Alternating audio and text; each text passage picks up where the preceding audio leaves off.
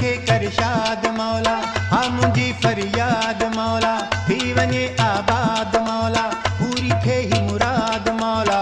मुंहिंजी नगरीअ खे तूं वसाए, मुंहिंजी सिंधड़ीअ खे तूं वसाए, मुंहिंजी नगरीअ खे तूं वसाए, मुंहिंजी सिंधड़ीअ खे तूं वसाए।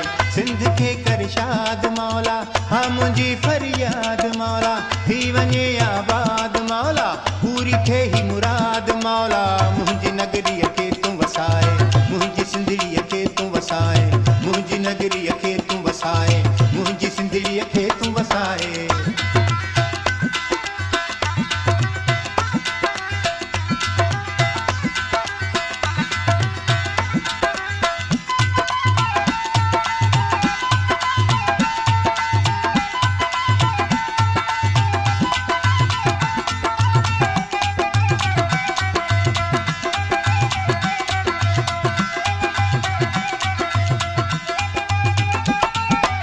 मींहं जी वसकार थी पए, घर सॼो सिंगार जी पए, मौला मुंहिंजे सांगीन जो मन गुले गुलज़ार थी पए।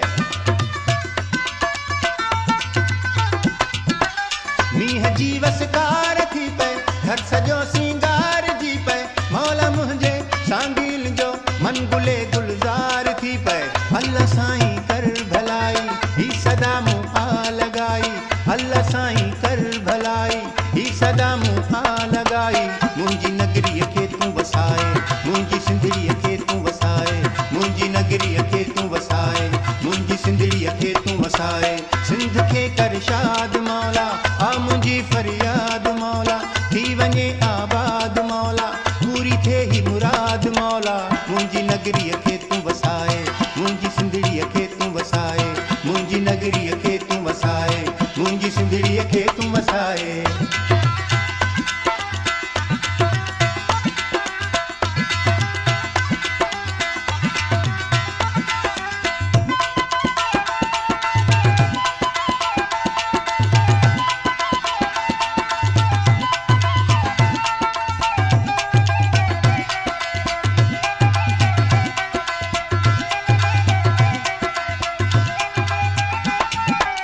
आ भिटाईअ जी ही धरती, आ कलंदर जी ही वस्ती, आ समन सरकार दी हित, ऐं सचल सामीअ जी हस्ती।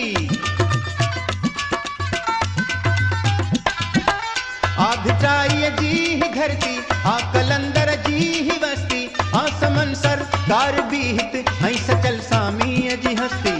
भेज तूं सदके उन्हनि जे रहमतुनि सां ही अमन थे, भेज तूं सदके उन्हनि जे रहमतुनि सां ही अमन थे। मुंहिंजी नगरीअ खे तूं वसाए, मुंहिंजी सिंधड़ीअ खे तूं वसाए, मुंहिंजी नगरीअ खे तूं वसाए, मुंहिंजी सिंधड़ीअ खे तूं वसाए।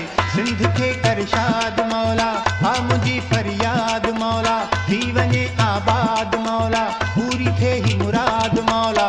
मुंहिंजी नगरीअ खे तूं वसाए, मुंहिंजी सिंधड़ीअ खे तूं वसाए, मुंहिंजी नगरीअ खे तूं वसाए, मुंहिंजी सिंधड़ीअ खे तूं वसाए।